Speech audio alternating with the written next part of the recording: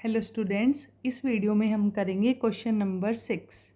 इसमें हमें कुछ जर्नल एंट्रीज पास करनी है और ये हमें ट्रांजैक्शंस दी हुई हैं। 2025 अप्रैल 1 को डिपॉजिटेड इन बैंक 30,000 रुपीज़। हम अपने बैंक में 30,000 रुपये डिपॉजिट कराते हैं। ठीक है, तो एंट्री क्या होगी? Bank account debit to cash account. Bank account को हमने इसलिए डेबिट किया क्योंकि बैंक हमारा पर्सनल अकाउंट के अंडर आता है और इसका रूल होता है डेबिट द रिसीवर। ठीक है, और कैश अकाउंट को मैंने क्रेडिट इसलिए किया क्योंकि कैश मेरा एसेट है और एसेट आता है रियल अकाउंट के अंडर, और रियल अकाउंट का रूल कहता है debit what comes in, credit what goes out. ठीक है, क्योंकि मैं बैंक में पैसा जमा कर रही हूँ तो मेरा कैश रिड्यूस हो रहा है, इस वजह से मैंने कैश को क्रेडिट किया है। ठीक है, अमाउंट आएगी 30,000। नरेशन आप लिख सकते हैं कैश डिपॉजिटेड इन बैंक।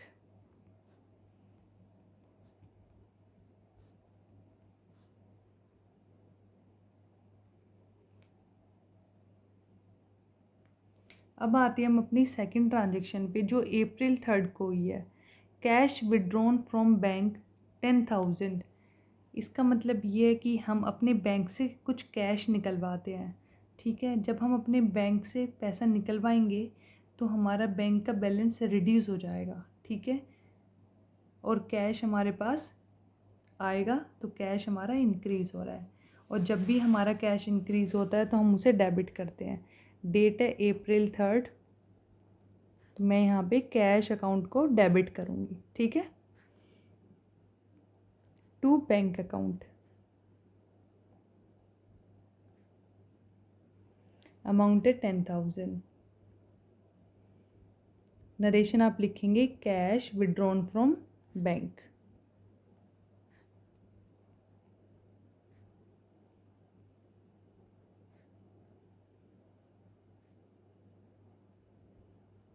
अब आते हैं अपनी नेक्स्ट ट्रांजेक्शन पे जो अप्रैल 7 को हुई है। Wages paid by cheque 7,000 rupees. इसका मतलब है जो वेजेस है उसकी पेमेंट हम बैंक के थ्रू करते हैं। ठीक है, तो जब हमारे बैंक से पैसा जाएगा तो उसे हम क्रेडिट करेंगे। यहाँ पे अप्रैल 7 आएगा। वेजेस हमारा एक्सपेंस होता है और एक्सपेंस आता है नॉमिनल अकाउंट के अंडर। नॉमिनल अकाउंट कहता है डेबिट ऑल द एक्सपेंसेस, इसलिए मैंने वेजेस को यहाँ पे डेबिट किया है। बैंक अकाउंट को इसलिए मैंने क्रेडिट किया है क्योंकि बैंक अकाउंट मेरा पर्सनल अकाउंट के अंडर आता है, और पर्सनल अकाउंट कहता है debit the receiver credit the giver. ठीक है, और बैंक मेरा गिवर है यहाँ पे वेजेस का, इसलिए मैंने उसे क्रेडिट किया है। अमाउंट आएगी 7,000। अब आते हैं नेक्स्ट ट्रांजेक्शन पे। April 10 cheque received from Diwan. हमने दीवान से चेक रिसीव किया है 8500 का, and discount allowed to him ₹500, और 500 का दीवान ने हमें डिस्काउंट दिया है। Cheque is deposited in bank on the same day. Bank में हमने सेम डे ही चेक को डिपॉजिट करा दिया। अगर हम सेम डे डिपॉजिट नहीं कराते तो हम उसे लिखते चेक इन हैंड। ठीक है, अब जो कि चेक हमारा बैंक में डिपॉजिट हो चुका है तो मैं बैंक अकाउंट को डेबिट करूँगी। अप्रैल 10 को ये मेरी ट्रांजेक्शन हो रही है। बैंक अकाउंट डेबिट, क्योंकि मैंने एक चेक रिसीव किया है तो मेरे अकाउंट में पैसा आया है, और कितने का मैंने चेक रिसीव किया है? 8500 का। ठीक है, मैंने उसे डिस्काउंट भी दिया है, तो डिस्काउंट अगर मैं दूंगी तो मेरे लिए एक्सपेंस हो जाएगा, और एक्सपेंस है तो वो डेबिट होगा। तो मैं यहाँ पर डिस्काउंट अलाउड अकाउंट को डेबिट कर रही हूँ। चेक मुझे रिसीव हुआ है दीवान से, तो मैं दीवान को क्रेडिट कर रही हूँ क्योंकि क्रेडिट द रिसीवर। अमाउंट है 9,000, डिस्काउंट था 500 का, और यहाँ पे मैं लिखूँगी narration payment received from Diwan.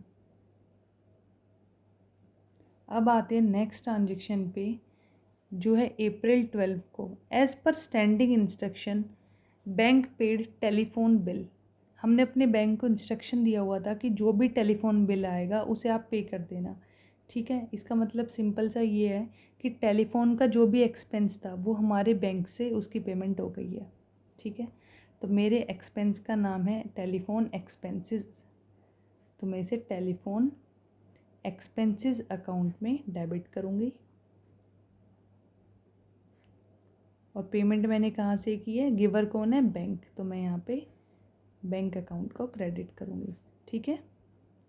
Amount है 1000 और नरेशन हमारी होगी टेलीफोन एक्सपेंसेस पेड या फिर पेड टेलीफोन एक्सपेंसेस, जो भी आपको सही लगे। डेट थी April 12। अब आते हैं अपनी नेक्स्ट ट्रांजेक्शन पे। April 14, दीवान्स cheque return by the bank as dishonoured. जो मैंने चेक रिसीव किया था दीवान से वो डिसऑनर हो गया है, मतलब बैंक ने उस चेक को रिजेक्ट कर दिया है, डिसक्वालीफाई कर दिया है, ठीक है। अब जब वो चेक डिसक्वालीफाई होगा तब हम क्या करेंगे, जो हमने उसको रिसीव करते टाइम एंट्री की थी उसे हम रिवर्स कर देंगे, ठीक है। तो मैंने दीवान अकाउंट को, डेट है April 14, ठीक है। दीवान अकाउंट को मैंने क्रेडिट कर दिया था, अब मैं उसे दोबारा से डेबिट कर दूँगी, ठीक है। दीवान अकाउंट डेबिट। डिस्काउंट मैंने जो दिया था उसे मैं कैंसिल करने के लिए क्रेडिट करूँगी, तो यहाँ पे डिस्काउंट अलाउड अकाउंट को मैं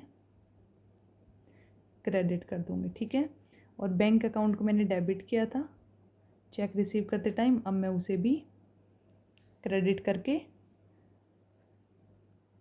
यहाँ पे नरेशन होगी चेक डिसऑनर्ड, ठीक है। तो जब भी चेक डिसऑनर्ड होगा तब हम अपनी चेक रिसीव करने वाली एंट्री को रिवर्स करेंगे, ठीक है। टोटल 9000 की अमाउंट थी, हमारे अकाउंट में 8500 क्रेडिट हुए थे और 500 का मैंने डिस्काउंट दिया था, ठीक है।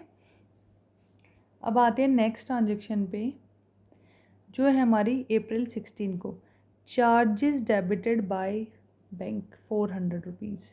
इसका मतलब है बैंक ने अपनी सर्विसेज के लिए चार्जेस काटे हैं, ठीक है। तो वो भी एक तरीके से हमारा एक्सपेंस है, ठीक है। तो मैं यहाँ पे क्या लिखूँगी, बैंक चार्जेस, डेट है April 16, बैंक चार्जेस, क्योंकि मेरे एक्सपेंस का नाम क्या है, बैंक चार्जेस, तो बैंक चार्जेस को मैं डेबिट करूँगी। और ये पेमेंट बैंक चार्जेस की बैंक ने खुद ही काट ली है, मतलब बैंक ने अपना बैलेंस रिड्यूस कर लिया है, ठीक है। तो बैंक अकाउंट को मैंने क्रेडिट किया, अमाउंट है 400 और मैं नरेशन लिखूँगी बैंक चार्जेस पेड।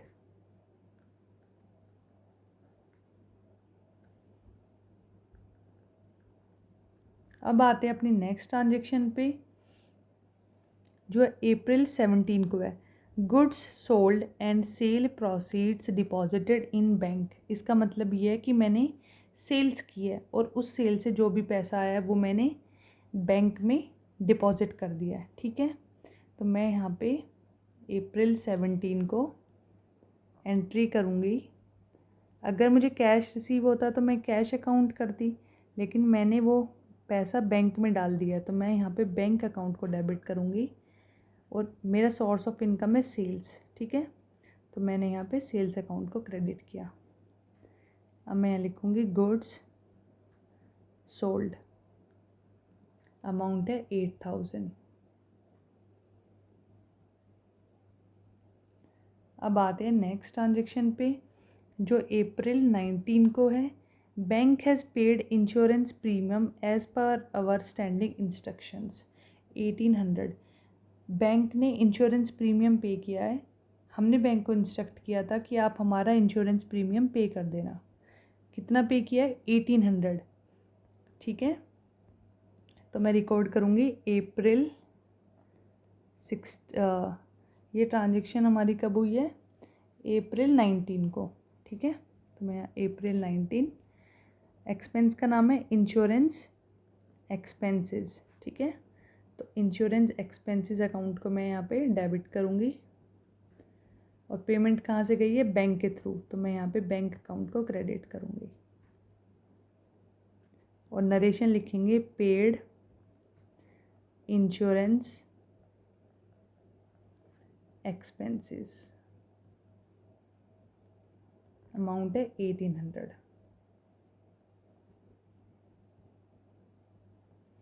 अब आते हैं नेक्स्ट ट्रांजेक्शन पे, जो है अप्रैल 25 को डिविडेंड कलेक्टेड बाय बैंक। हमारा बैंक हमारे बिहाफ पे डिविडेंड कलेक्ट करता है 2500 का, ठीक है। तो जब डिविडेंड कलेक्ट करेगा तो बैंक बैलेंस बढ़ेगा, तो मैं उसे डेबिट करूँगी, ठीक है। तो बैंक अकाउंट को मैंने डेबिट किया और मेरा सोर्स ऑफ इनकम क्या है, डिविडेंड रिसीव्ड, तो डिविडेंड रिसीव्ड अकाउंट को मैं क्रेडिट करूँगी। नरेशन होगी डिविडेंड रिसीव्ड, अमाउंट है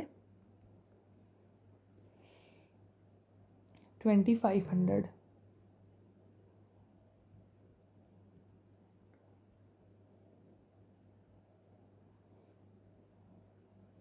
तो इस तरीके से मैंने क्वेश्चन को कंप्लीट कर लिया है।